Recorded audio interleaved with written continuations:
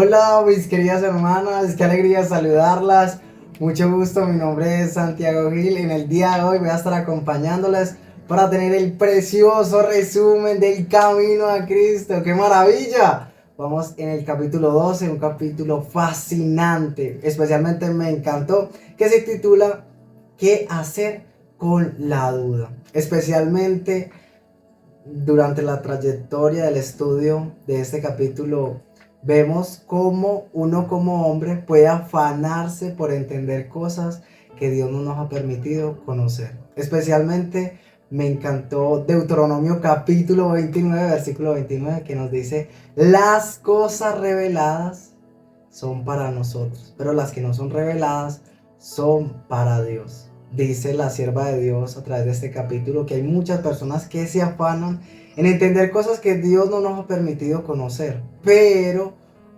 eventualmente al afanarse por conocer cosas que Él no nos ha permitido conocer, también disminuyen en entender y querer entender aquellas cosas que sí Dios nos ha permitido entender. La palabra de Dios también nos hace una invitación maravillosa. En Santiago 1.5 dice: el que tenga falta de sabiduría, pídala a Dios, el cual le dará abundantemente y sin reproche. Dios también nos brinda esa posibilidad de que nosotros podamos conocerlo a través de su palabra y nos da las herramientas para que así lo podamos conocer. También la sierva de Dios dice que aquellas personas que se afanan en entender cosas que todavía Dios no nos ha permitido conocer, que en el cielo las podremos conocer en su totalidad. Dice que si aquellas personas pudiesen entender estas cosas, de todas maneras, tiempo posterior después, se saldrían de la iglesia porque ya no encontrarían qué más verdades. O sea, como que un Dios infinito lo podemos entender con una mente finita. Dice que estos hombres se saldrían tiempo después de haber entendido esas grandes verdades que no pueden entender. Dice también que Satanás emplea ese uso que nosotros tenemos o esa exageración de saber cosas que, nuevamente repetimos, Dios no nos ha permitido.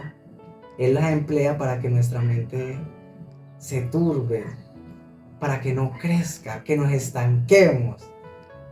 Dios también nos anima que mediante el estudio de la palabra de Dios, en lo que Él nos ha permitido conocer, nosotros vamos a poder crecer más espiritualmente, vamos a poder amar más a Jesús a través de la escritura. Especialmente también mencionaba el tema de la existencia de Dios, que inclusive nosotros leyendo la palabra de Dios, pero buscando en ellas reprobar a Dios, podemos encontrar también razones para no creer en Él. Increíble, ¿no? Pero asimismo, dice Jeremías que si nosotros buscamos a Dios de todo corazón, también vamos a encontrarlo. Todo depende con el deseo con el que nosotros tomemos la palabra de Dios. Dice también la sierva de Dios que si nosotros empleamos la Biblia y la leemos sin el deseo de entender, sin el deseo de querer conocer a Jesús a través de ese libro, también va a ser un estudio vano, no vamos a entender nada y no vamos a poder hallar gracia en ese libro. Hay una escritura en la Biblia que dice: y yo comí tus palabras y se me hicieron agradables. ¿Por qué? Porque aquel profeta buscaba en la palabra de Dios el deseo de conocer a Dios, de crecer, de que su fe creciera más, de creer más en Dios, no solamente por experiencias físicas que tenía aquel profeta con Dios, sino a través de la escritura. Me acuerdo del apóstol Pablo que cita en Romanos capítulo 10, versículo 17. El oír es por la fe y el oír por la palabra de Dios. Increíble. A través del estudio constante de la palabra de Dios podemos adquirir fe.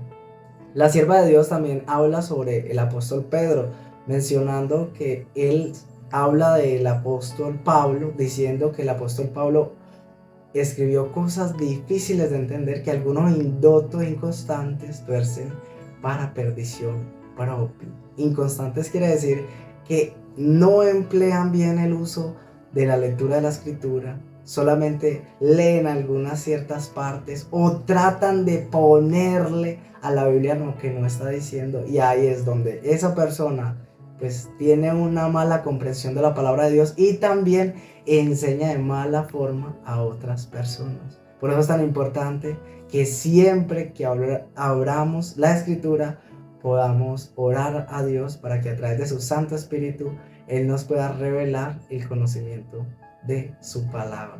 Qué cosa linda, ¿no? Vamos, muy bien. Creo que hay algunas cosas durante todo este capítulo interesantes, más que todo hablando sobre la existencia de Dios. Dice que, por ejemplo, aquellas personas que son nuevas en el Evangelio se frustran porque quieren tratar de comprender cosas que no pueden comprender. Pero ahora, vamos a ver esta parte. Dice la sierva de Dios, refiriendo a personas que quieren comprender algo que Dios no les ha permitido conocer, ¿cierto?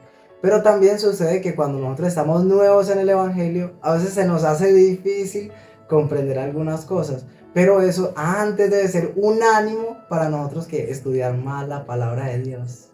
Estudiar más.